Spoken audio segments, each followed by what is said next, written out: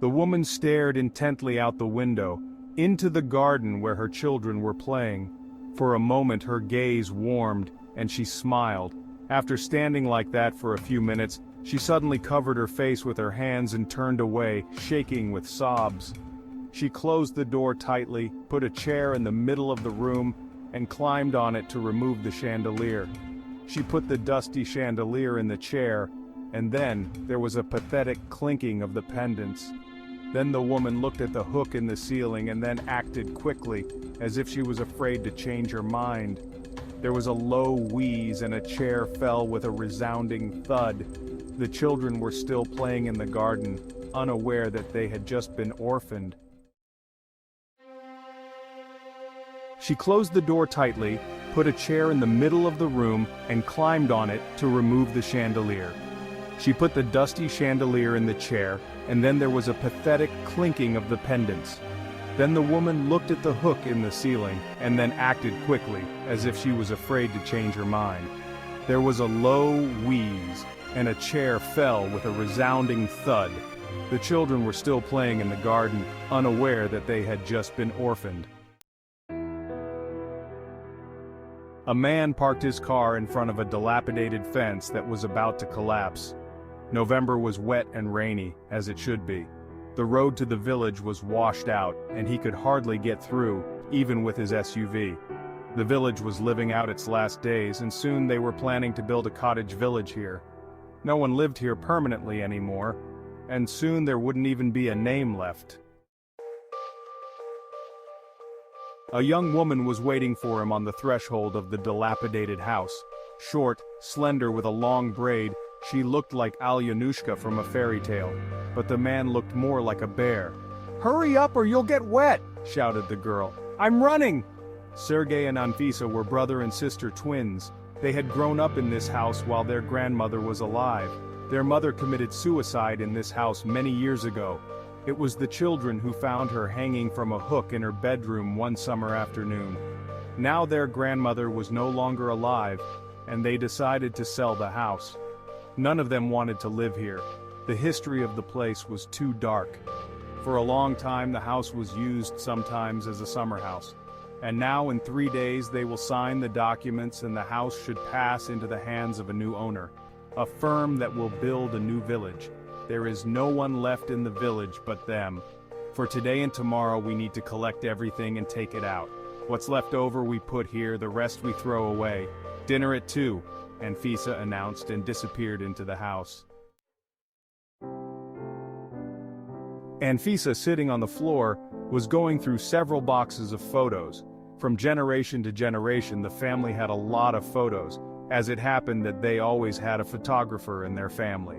The clock struck 10 in the evening. "Look how funny you are," Fisa laughed at the photo. "But you're a barnacle," Sergei answered her. Her brother sat down next to her, and now they were looking at the photo together. "Mom," Anfisa stroked the image on the photo. The black and white photo did not convey the true beauty of the woman. "Yeah, Mom, so many years have passed and sometimes I wonder why she did it," Sergei said thoughtfully. "I don't know. Nobody knows." They were silent for a moment and continued to sort through photos and documents.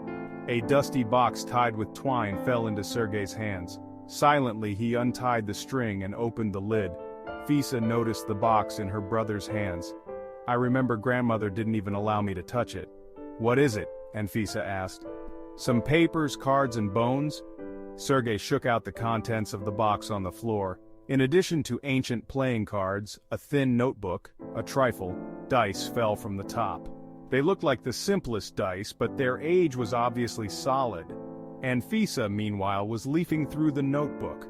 "Listen, but this is grandmother's handwriting," remarked the girl. "It says something about a ritual. Read it aloud." Sergei and Anfisa's grandmother learned about the dead bones ritual from her mother and wrote it down in detail. "You have to play a game with the demon, and if you win, he will fulfill your every wish. To take the chance is a great temptation, and there is almost no chance to hold back. The game is as simple as hide and seek or dice.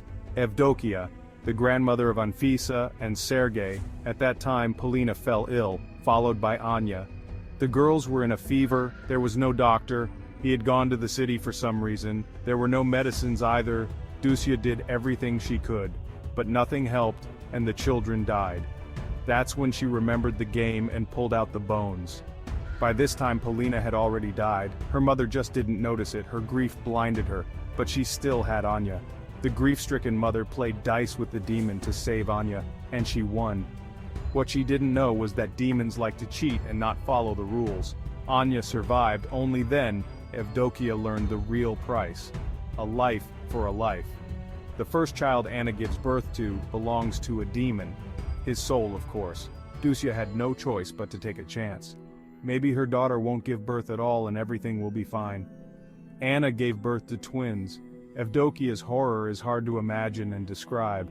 Time was rushing by, the babies were soon to be 3 years old. Anna learned the truth from her mother by accident, and she made up her mind she couldn't give up the baby. She summoned a demon and played a game with it before making a deal. The demon lost. Anna won. She saved her children.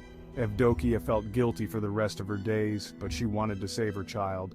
There were no special details in the diary. The young people realized that Anna had given her life for them. The game began. At that moment, the ancient floor clock that once belonged to their grandfather struck midnight. In front of their brother and sister, the dice themselves fell out of the box. The first move had been made. Remember the rules? Set the clock for 3 in the morning. We won't last long. It's a game. As long as your candle stays lit, or you have salt on hand. You can hide, for example. We leave the candles here. He can't put them out himself, against the rules. And then everything will be over. Sergei spoke quickly. A candle is our life. As long as it burns, you are safe. Did you do that on purpose? What's your wish? You'll find out later. This is our last chance to play, then we'll destroy it, I promise. You've read the demon's cheating. Together we can beat him. Are you crazy? Anfisa looked at her brother and didn't understand how he could do that. I didn't realize my brother was an idiot. He started the game when the lights went out, and she didn't even notice. Sergei invited the demon to the game when he left the room before midnight. As stated in the rules to start the game, you must invite the demon to the game, wait until midnight, and light the candles. All the conditions were met. All they had to do was survive the night, which the girl highly doubted. She immediately believed her grandmother's notes, because why would she write fiction? And her mother had hanged herself here in the house. Her childhood memory held a short memory in her head. There were bones on the table. She was just a little girl and didn't pay attention to it. And now it's happening.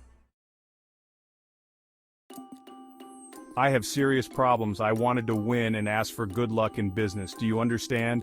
I came here last week, found this game, read the whole thing, and took the second part of the notebook. I wanted to get you to volunteer. It's gonna take 2 at least, or it's not gonna work. The brother seemed confused to Fisa. There's something you're not telling me. I know you like I know myself.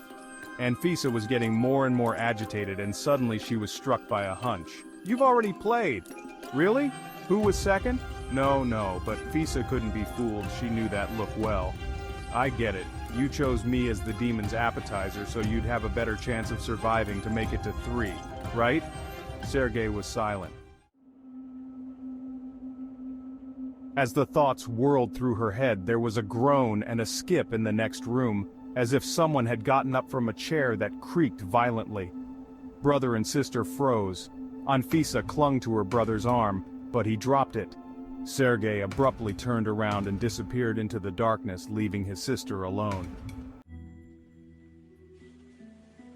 Anfisa knew this house like the back of her hand, and as a child, she and her brother had played hide-and-seek. She knew how each floorboard creaked, how many steps from the bedroom to the kitchen. She felt someone behind her, that is. Without turning around, Anfisa left the room and hurried to hide in her secret hiding place, but not in time. Suddenly, out of the darkness, a darkness rushed towards her. A demon, as ancient as the world itself, appeared before the frightened girl. She had left the candle in the other room, otherwise she could not hide. He stretched out a paw with long claws to her. Anfisa stared at the monster as if mesmerized. Terror swept over her head. At that moment the demon smirked contentedly. It's better to choose a fearful ending than fear without an end. Those lines popped into her head by themselves. With wooden fingers the girl pulled open the bag of salt her brother had given her. 3 similar sacks lay in a box, and inside was what looked like ordinary salt. She threw a pinch right into the demon's face. There was an eerie womb-like growl. It disappeared. The girl exhaled. It turns out that these long moments she had forgotten how to breathe. Sergei is also somewhere in the house and wants to win. Suddenly, from the back of the house, sounded a squashed scream and a mat. Anfisa rushed to the sound. Sergei was sitting on the floor in a circle of salt, only the boundary of the circle was broken. There was a knife handle sticking out of his brother's side. His greatest fear was being killed by a knife. He had been afraid of big knives since childhood for some reason. Anfisa couldn't see anything in the dark, but it was their only chance to make it to 3 in the morning. When she came past the room, the candles were still burning. "I'm sorry, I still thought it wasn't true," Sergei whispered. "It is an illusion. It's just your fear. Look at me. All demons feed on energy. Fear is energy. You're like gourmet pâté to him now." Anfisa saw things differently. "Close your eyes. Count with me." 1, 2, 3, 1, 2, 3, her brother repeated obediently. He felt light, the pain was gone, his head was clearer. He was lying on the kitchen floor, the boundary of the circle had been broken, but he didn't remember why. He only remembered the all-consuming terror that possessed him. He was no longer glad he'd started the game. "It's a morass.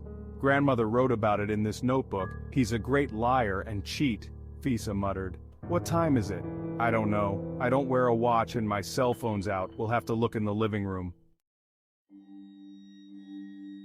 Very close by came a nasty laugh, and a voice that just paralyzed both of them. Sometimes it happens that you remember the voice, but you don't remember the person's appearance. That was the case with Anfisa and Sergei. They did not remember their mother's appearance well, but they remembered her voice very well. They even had a cassette tape on which their mother had once recorded her lullabies. And now, after many years, they heard her voice again. "Son! Seryoja! Daughter! Fisa!" Someone called out to them. "Come to me! You don't exist!" Fisa mumbled. "Mom! You're dead, aren't you?" Sergei wanted to turn around, but his sister prevented him. "Son, come on! Come here! Seryoja, stop! Don't turn around! Remember, she died a long time ago." "It's him!" said Anfisa. Behind their backs again resounded laughter. A sudden gust of wind blew open the window, the flames of the candles flickered, and one candle went out. Fisa frantically searched her pocket for matches. Sergei opened his bag of salt and realized there was nothing there. His time was up. "Seryoja, I'll be right back," Fisa whispered, but the matches broke and would not light. The darkness became palpable surrounding her and her brother. "Bomb, bomb, bomb! 3 hours, that's it, we made it, we won!" Fisa screamed. "Yes, yes," Sergei sighed with relief. "Let's get out of here quickly, I'll just get my bag."